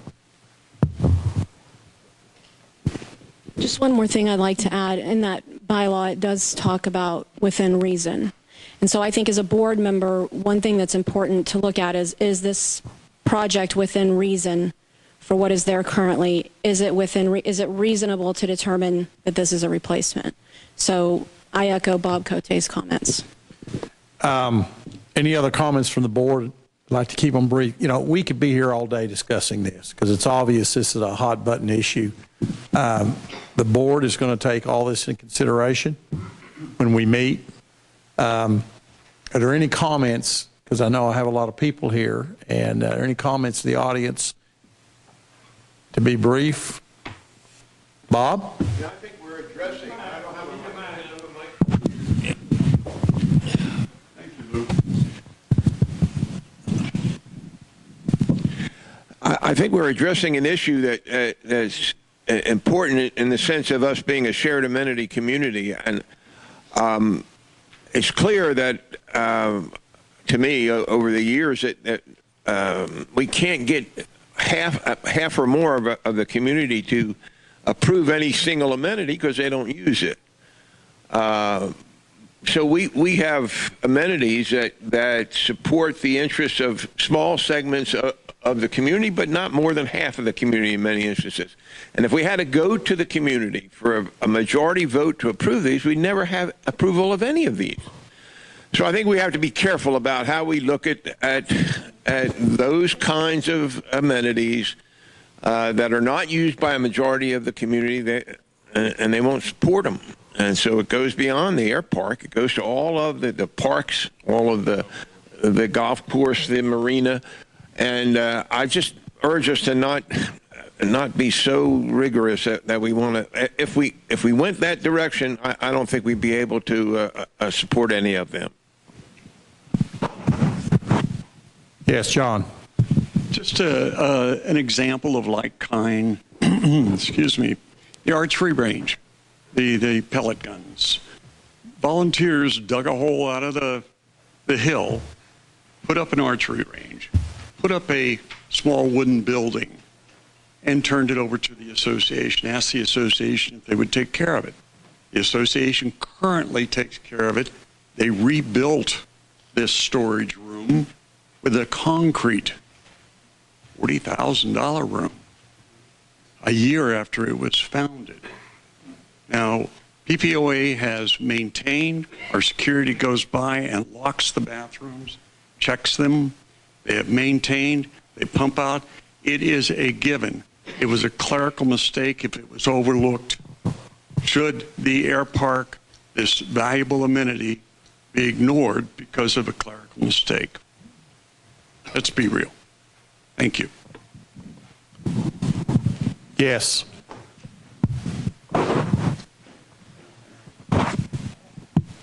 Go ahead, speak into it. Push the button up. Would you please stand also and introduce yourself? And okay, I'm Kevin Ross. Is this working? Okay, it is. I live on the air park. I guess we've established that it's not an asset. It may be in the future, but rules are rules. What's on the books is on the books. So the runway is an amenity, though. The runway will have to be paved. It's going to have to be paved real soon. And maybe $140K might go a long ways towards getting that paved eventually. Keith mentioned bidders for the project. I understood from the financial meeting yesterday that there was only one bid. Is that right? Two bids? And why'd we select the Jasco bid? Okay. So for $140K, I'm confused about that too. I heard $115K, then heard that that wasn't the real number because environmental things and so forth. What's the real number? Is it $140K or is it $115K? 127. That's turnkey, $127K? Okay. The point is, it's a little bit high as far as I'm concerned. I built a 3,000 square foot building 2 years ago, all brick, expensive windows, twice the size, enclosed for $120K. I can't see how a pavilion, open air with two bathrooms, comes in at $140K. The other misnomer here is that the fly-in that we use this for once a year, it's 1 day a year for 6 hours. We can rent porta potties. Pecan has tents. That's a drop in the bucket compared to $140K. That's not a good argument. The air park members, 170 of them, they're not going to use this thing. If they need to go to the bathroom before they go fly, they go in their house or the hangar. They taxi by it. So I think, Doug, you might mention money for drainage and other things. There's some money here to be used elsewhere. That's all I've got. I don't want to. I'm going to move on. Real briefly, if we apply the same standard to like Sandy Beach, I go down there, walk, and let my dog swim in the river. There's almost nobody at Sandy Beach. If you apply the same standard, we would get rid of most of our parks. This is a workshop, so I don't want to continue opening this up. We need to move on and go through the workshop. The time to issue, if you have questions, when we actually have the board meeting on the 5th, we will have the board meeting at 6. It'll also be a town hall meeting, and some of these can be addressed at that time. We just need to move on. You have anything else, Keith? Nope. Okay. Sports and rec and entertainment. Thank you. I'll start off with entertainment, which is a fun committee. Our Lucky Clover Karaoke was another outstanding standing room only event, and believe me when I say everyone had a good time. Thank you, DJ Keith, for the music, and thank you, Aaron Reed, for the great decorations. Pecan's Got Talent is ramping up for another talent-filled night on Friday, April 27th. Your opportunity to sign up ends on Friday, March the 23rd. So if you've got a great talent you want to share with us, please get signed up. Check the columns for all the information and how you do sign up. The Unique Car Show is the next really big event that's coming up that I hope everybody is interested in. It's scheduled for Saturday, May the 19th. Ron Bernier has a great lineup for this year. So if you have a unique vehicle you would like to show, please get in touch with Ron. He tells me that the American Bantam Club will be here this year for our car show, so I'm really excited about having them. As usual, check your columns. Everything you need to know is there. Moving on to sports and rec. We had 2 visitors at our meeting, Ed Bide, who is a new commissioner for the Softball League, and Jerry Gazda. Archery air gun. The American Air Gun Field Target Association, AFTA, their tournament was held here in Pecan on March the 10th and was very well attended. The next match will be Saturday, May the 12th. The annual Easter egg archery shoot will be held on March 31st starting at 2 p.m. and is for ages 13 and up. Sign-ups at the PAC. Or just show up? Okay, sign-ups at the PAC. PPAA purchased and installed 60-minute timers on all range lights, thus eliminating the issue of the lights being left on overnight. PPAA also purchased new target covers, are in the process of putting them on the existing archery targets, and have also purchased 10 new 3D targets. I'm excited to see those. They'll be here in April. On to community gardens. The fencing, as you may have seen, the fencing is up and the parking is underway. I drove by there yesterday, and it's the white caliche gravel looking stuff. Thank you, Daniel. Water is scheduled to be installed shortly, and then once that's done, we'll move on with the beds. Pecan Plantation Community Garden Club is being set up, and the membership fee will be $25 per year for a family membership. Check the columns or the Community Gardens website, ppoagardens.org, for more details. Tennis. As the weather has improved, so has the play. There are 3 ladies' teams and 1 men's team at this time. The juniors after-school program continues. Dates for the summer camp programs are set, and sign-ups are available at the tennis center. The paint color has been selected and ready for our dedicated painter to schedule a start date. We haven't gotten one. Okay. Dog park. Discussion is underway with Daniel Van Patten on how best to address the continued mud issue, ground cover, and irrigation at the park. But believe me, he's on top of it. So, campground. We are happy to announce that our campground host program is underway, and Miss Shelley Dennis arrived Monday, March the 12th, and will be with us through May 31st. Plans for general maintenance at the campground, i.e. regrading the roads, extending the sites, adding sites, and refiguring some sites to 50 amps have been discussed with Daniel, and these renovations will take place over the next few months. The Birding Center. And since y'all were talking about amenities, I don't know if the Birding Center, which was a donated amenity, has been added. If you will let me know what the process is to get that done, I'll make sure I do, because it is a very used and well-loved amenity here in Pecan on the river, across from Shady Campground.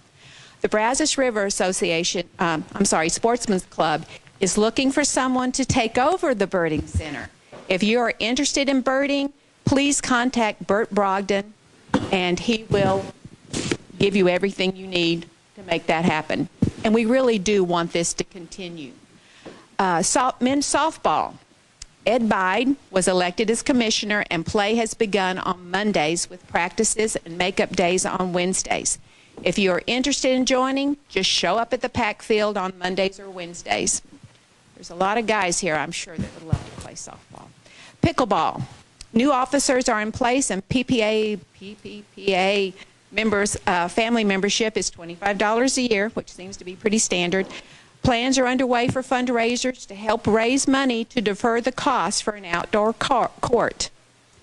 Pecan players took part in a 4-state tournament at Grapevine Mills Mall.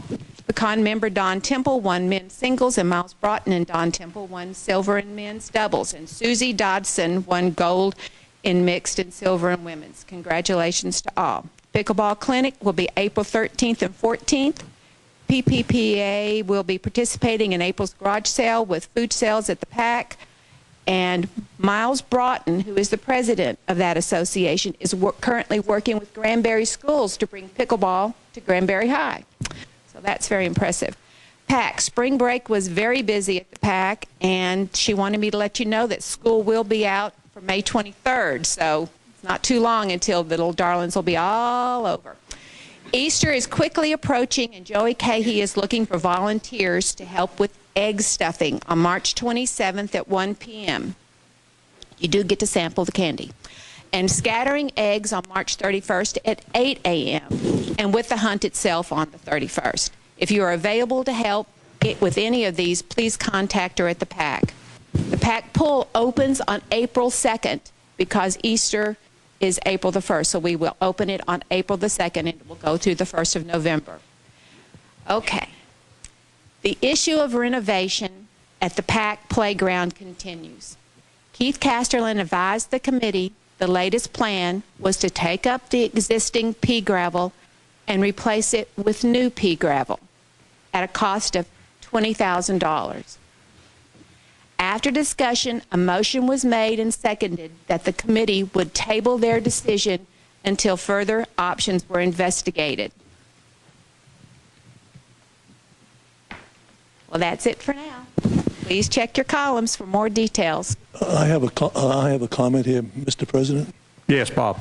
You mentioned the burning center. I don't even know what that is. Where is it, and what does it do? It's on Ravenswood, right across from it's part of the trail there. You walk right past it when you do the trail. It is across from the RV park. It is a green building, and it's green so that it'll fade in with the trees and the greenery there and not distract. We have many, many bird feeders, and Who does it belong to? Is it the sports and recreation? I mean, is it part of the assets of this company? I mean, that's what I'm saying. Well, then someone has to go down there and put a value on it and exactly get it in the books. It was originated by the Brazos River Sportsman's Club. It was built. They got permission to build it. They built it. They painted it. They've maintained it for what now? 5 years now, I do believe. 5 years.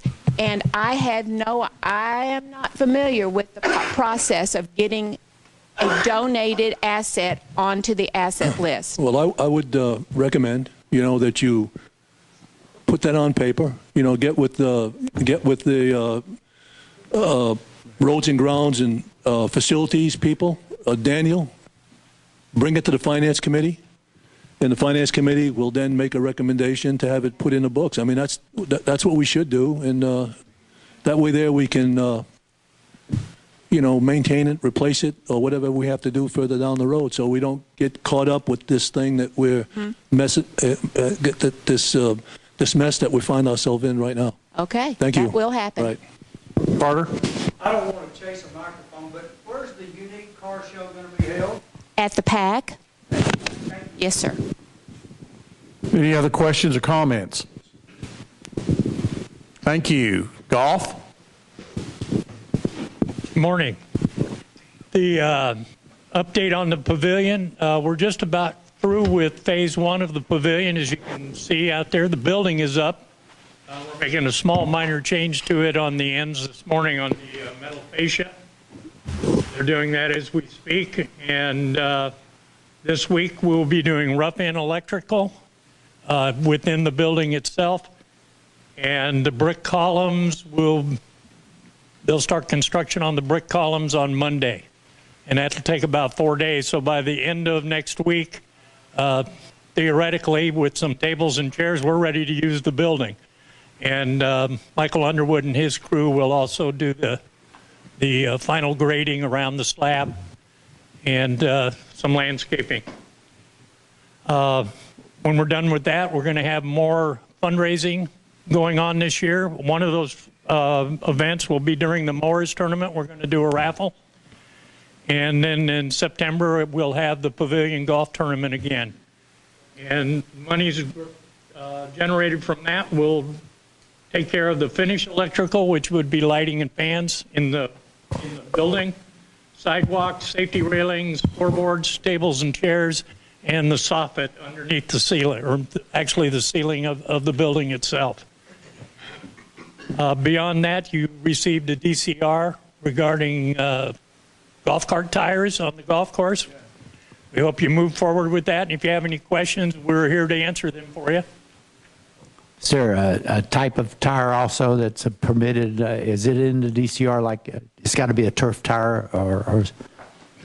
We simply praised the DCR that the tires had to be approved for use on the golf course by the general manager or the golf pro or the golf course superintendent. We did do some research, and I have 4 pages here of acceptable tires, and we got that from the villages in Florida. And it's actually a rule they have there. And we will be posting our list on 4Ts, and we'll keep a list available in the pro shop for people to look at. One more comment. You know, you showed me around down at the pavilion, and it looks really nice. It's coming in really, really good. I'm not sure it exists, so it's not on our paperwork. We don't plan on giving it to you until we're done with phase 2. And then we'll hand it over to you, and we'll make sure it's an asset. Okay, thanks. To continue, also this week, they're working on new bunkers. Let me bring a little, seriousness to this argument here.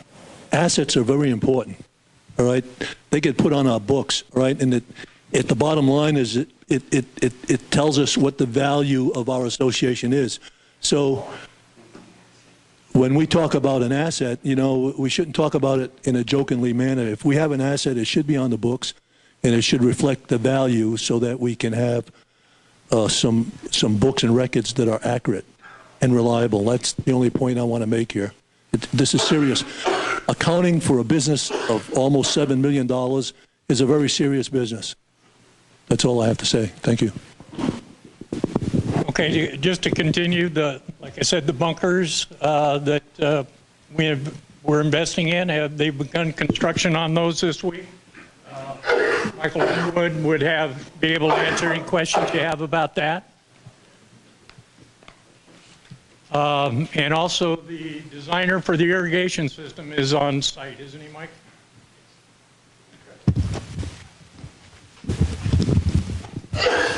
Yes, he is. As far as the bunker liners go, they've started edging and preparing the floors and installing the gravel yesterday. They're going to actually shoot the polymer on number 1 and number 2 this afternoon, and then we'll continue moving forward on that. The irrigation consultant was here on Monday to do some of his preliminary base mapping, and along with using the LiDAR that was approved by Pecan before, that'll help also in the irrigation planning.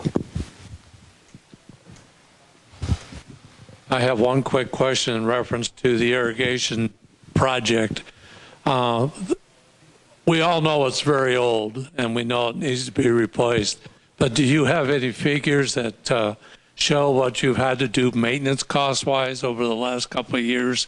So not other than what's in the budget that we've spent.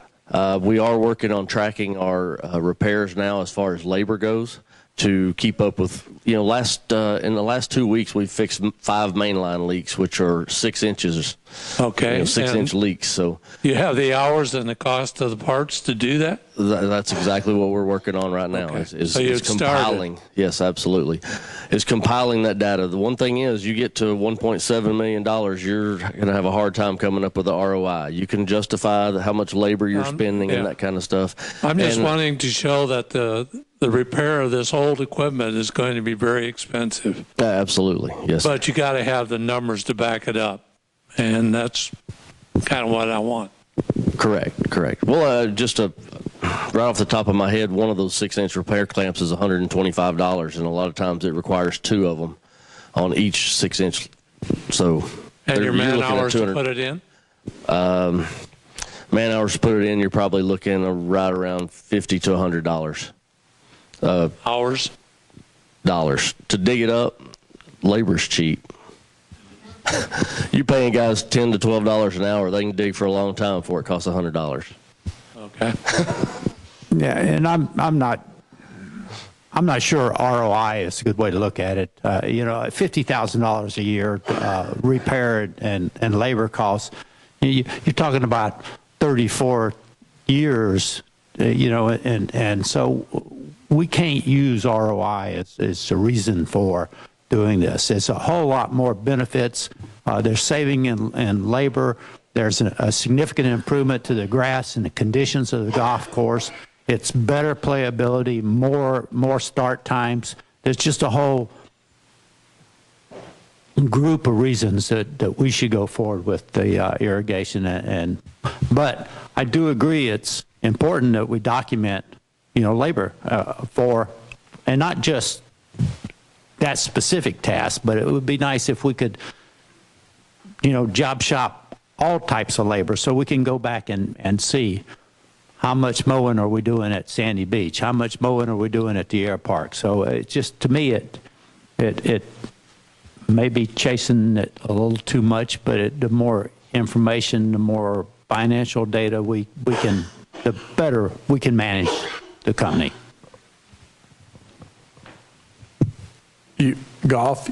We're done. You're done? Okay. Let's move now to stables. Okay, I just have, I think y'all might have each gotten an overnight boarding agreement.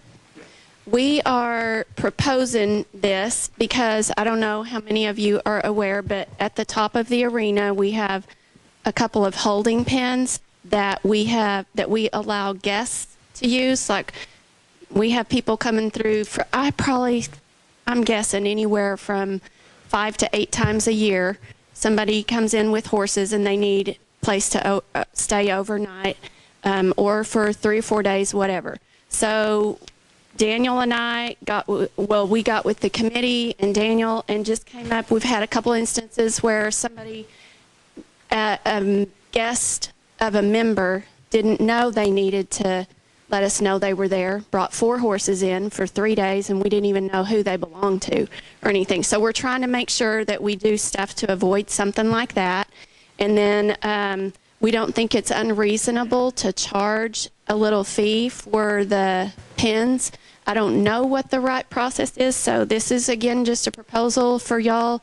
I don't know if that needs to be collected at the front desk or, and somebody else handle the money. So anyway, so this is a proposal. We need to try and get this done, and we were trying to be in line with the campgrounds on some of the stuff. I think it's like 15 days that they're allowed to camp and before they have to pick another spot or something. So anyway, we were trying to go along with that because there are some people that are coming in, guests coming in, that are camping at the campgrounds because trailers have living quarters on them and they camp, but they're keeping their horses at the stables. So that was part of the reason we had the 15 days in there, is because I think that's what the campgrounds already has lined up. So if there's any questions or anything, I'd be happy to answer. But just also so y'all know too, I know we kind of are quiet and not a whole lot of people know, have a whole lot of concern about the stables, but I get phone call after phone call from realtors of people wanting to come in to Pecan or buy in Pecan. The problem is we have space for 20 horses.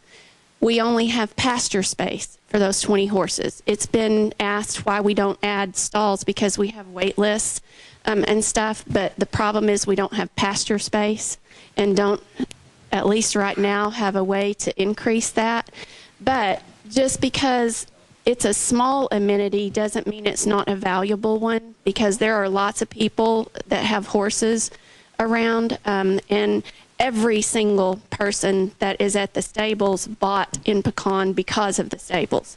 And so it is a valuable amenity for Pecan, not just for the people that have horses.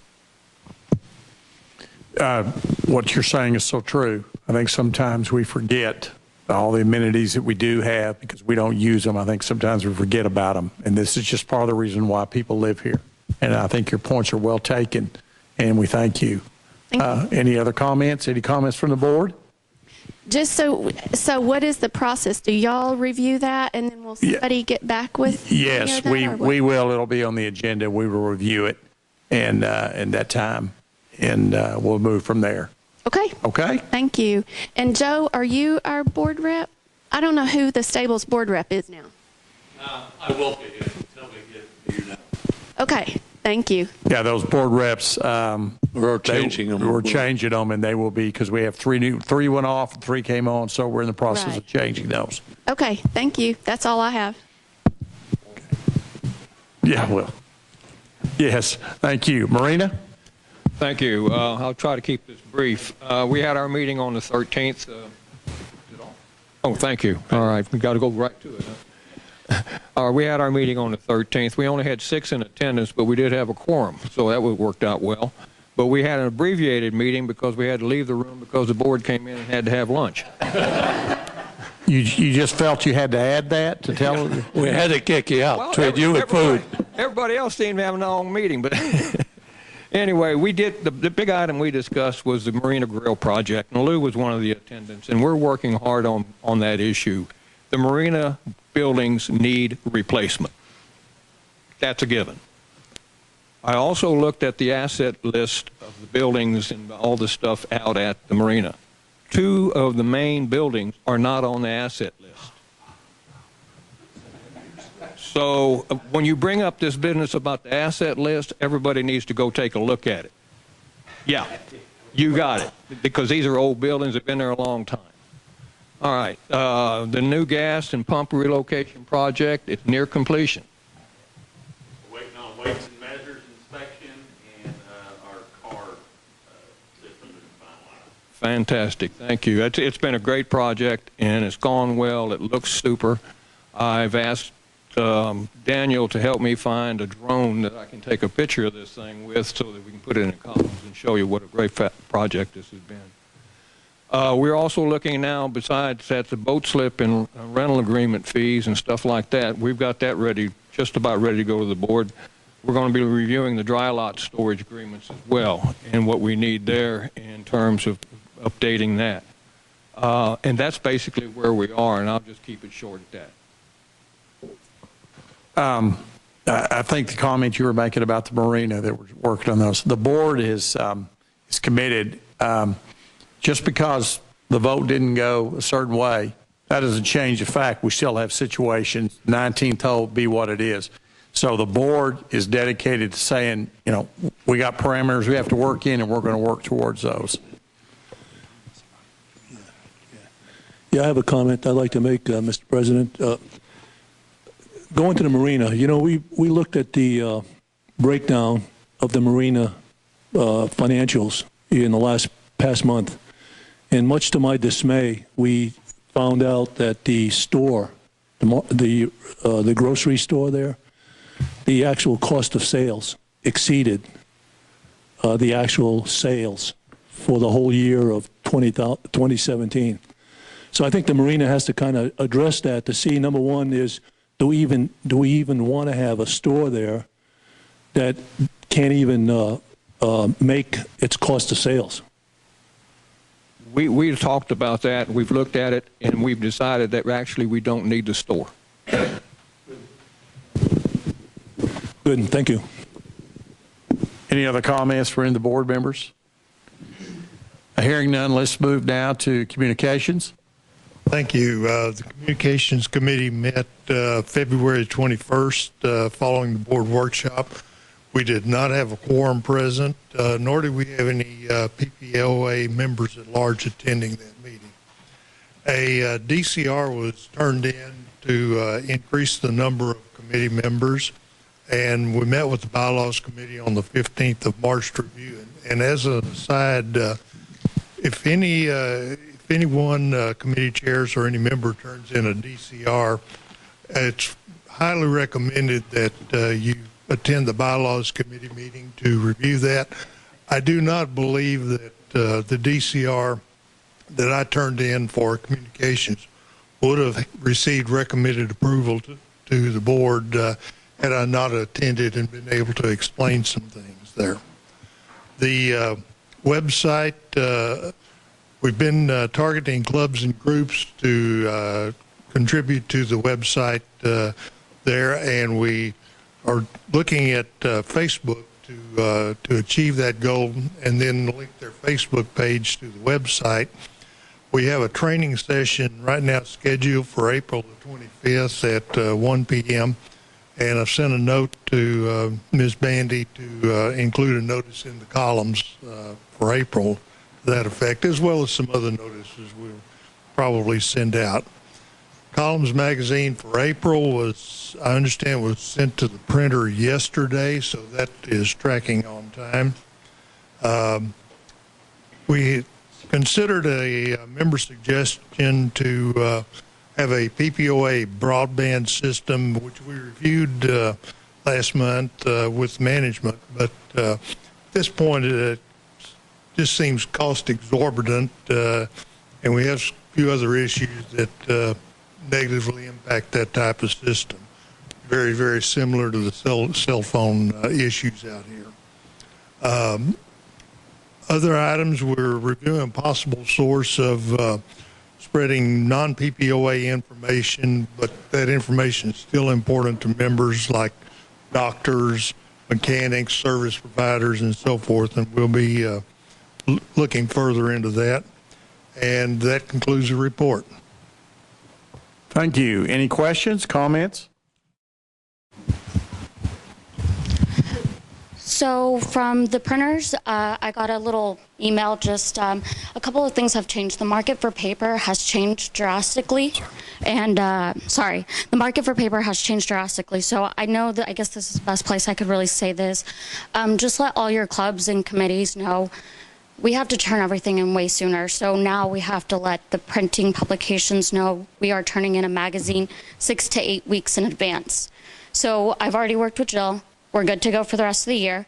That means we have to publish on time. That means my deadlines have moved drastically. What are your new deadlines? The new deadlines will be the 12th, between the 12th and 13th, depending where it lands with the weekend and everything. So just so everyone knows, it's hard to put a magazine together in 3 days.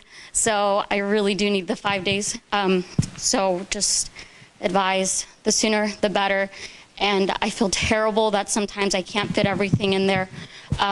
All the pictures that you send me, all that kind of stuff, especially if a committee or a club is wanting 2 full pages, it gets kind of hard to squeeze all that in with the amount for other groups and committees. So just, I guess, be conscientious with all your stuff you turn in as far as pictures and like that. So if it's not, blown up, I really wish I could do better. But we have to consider the advertising space and the magazine space. So, thank you. Can I add on a quick thing on that? Absolutely, Joe. If a club or committee has something that doesn't get published, remember you can submit it again the month after. So don't give up. If you can't squeeze it in 1 month, you might have something the next. Lou? Thank you. House Food and Beverage Committee met on March 13th. We did have a quorum. Minutes were amended at the meeting and was submitted for publication on the website, so they're there. We did a quick review of our projects as a result of the failed initiative, and I'll mention that just a moment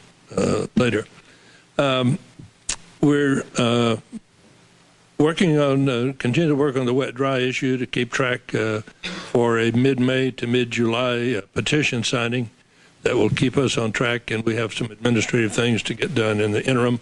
And my good friend Dennis, who is sitting here with me, is our project officer on this, and we certainly will keep that on track. And we will ask, and we have some people who have volunteered to help us get all of the signatures for people who live and vote in the district.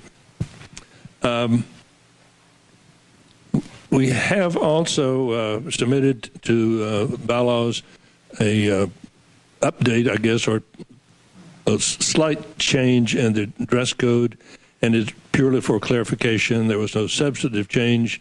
The issue that we continue to work on, of course, is how do we educate the membership in terms of when and when not a violation of the dress code takes place, and how the member is made aware of what the code is, and that they may or may be rejected to participate in an activity as a result of violating it.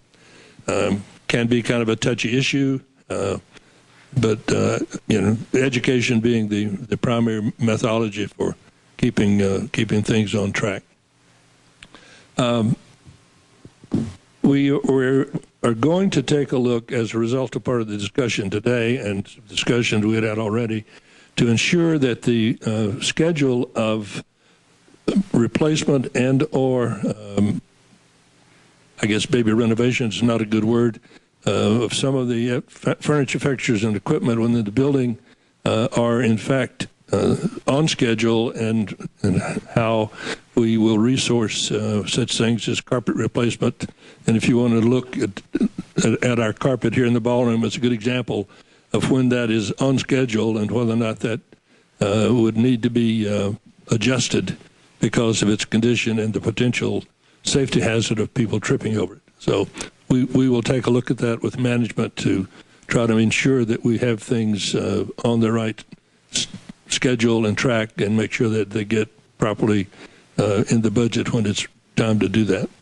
We're also going to, as a result of the long-range planning meeting on Monday, we'll take a look at prioritizing the projects that we have involved in the recent initiative to see how we can get the most done within the financial projections that the Finance Committee has been working on for a good long while. And I know that the board is concerned about it, and that we will come forward along with some of the other committees as to how we might reprioritize or prioritize those projects that will be of the greatest benefit to the community in its entirety.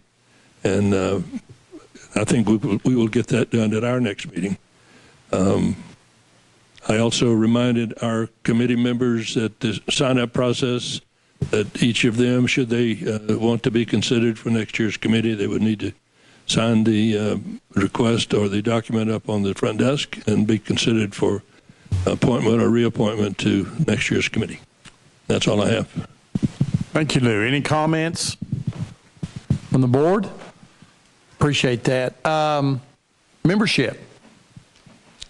As this is kind of my final presentation to the board, but I'd just stand for this one. I know everybody's anxious to get out of here, so I'll try to make this as short as possible. As Carter mentioned, we had 3,059 membership billings. So we are continuing to grow. In the month of January and February, we had a total of 45 attendees coming to our meetings. By far, the majority of them were resales. We had 2 new builds, 2 renters, and 1 new lot owner. In the last year, our committee has had the opportunity to greet well over 125 new residents. And in the 4 years that Connie and I have served on this committee, we've seen probably over 325 to 340 new residents coming through. The only thing that I would suggest as we leave is that the board seriously look at the video that's being presented. I know the communications committee is working on that. We're trying to get a PowerPoint presentation going. But if you just take a look at the current video, there are a lot of things that need to be updated in that, and I'd appreciate your support. I would like to thank Bob Cote and Mr. Joe Hartman and Michael Bartholomew. They have appeared at our meetings on a regular basis, and it is much appreciated. And that is it. I'll take just a moment to 4 years and how much we appreciate what you've done. And it's wonderful. I just hate that you're leaving, that you're not going to continue. We're not leaving. I know, but taking time off. Taking time off from your volunteers. Patty needs a new set of knees, and I've just decided to get involved in some other things, and it's time for somebody else to step up and take over, but certainly appreciate the support that we've gotten from the board. Thank you. Mr. President, I'd just like to add a comment to what you just said, and also I'm sure that Joe would second this, is that I've been watching up close Connie and Dennis' performance at the welcoming of our new members, and I can't think of two better people to meet our new members than those two. They've done a tremendous job, and we want to thank you. Yes, Lou. I was going to second what Bob just said, because I think in my association over the last 3 or 4 years, Dennis of one of the, and Connie both, people that I have been in contact with, truly have been great ambassadors for Pecan. Thank you, Lou. Any other comments? Look now to, yes. My only suggestion would be at the next meeting, start on this side of the room.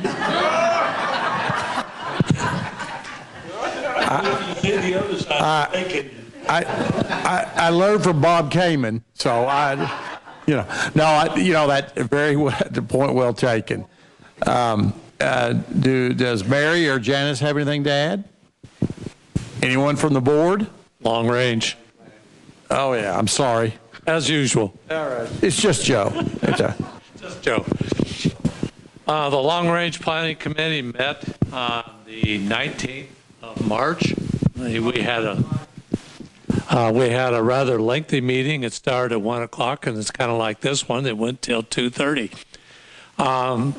The biggest thing out of the whole committee was trying to reshuffle ourselves, reorganize. We had several changes. One, me. I am now on the committee. I wasn't earlier. The second part of that is that with the 3 March message on the balloting, we have to reshuffle and replan out what we want, when we want, and when can we do it, based on no increase in the fees that we have coming in. So like Lou said, there's going to be, within each of the committees, you're going to have to look at your projects, see what you really need, be cost effective, and have a realistic date and priority of when you want to do it. That's it for the Long Range Planning Committee. We got a lot of work to do. I think the key point that he's talking about there is, we need to be realistic. I think sometimes we possibly, some of them were more or less a wish list, and we just need to be realistic to what is it we need to obtain and the capabilities we have to obtain those. Any other comments? I have one more add-on. I'm sorry. Finance Committee kept talking to me about put the completion dates or when you want it, stretch it out a little bit. Don't try to have them all within 2 years. You won't get them. That stumped you, Carter. All right. Again, I appreciate any comment from the audience, any of the staff. I just want to say I appreciate all the volunteers. And this is a very important meeting that we have as board members, because this gives us an overview of what's going on in the community. And we wouldn't be able to do, as board members, what we need to be doing without input from your committees.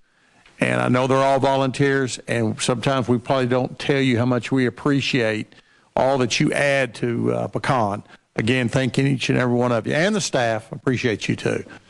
But, thank you. This meeting is adjourned.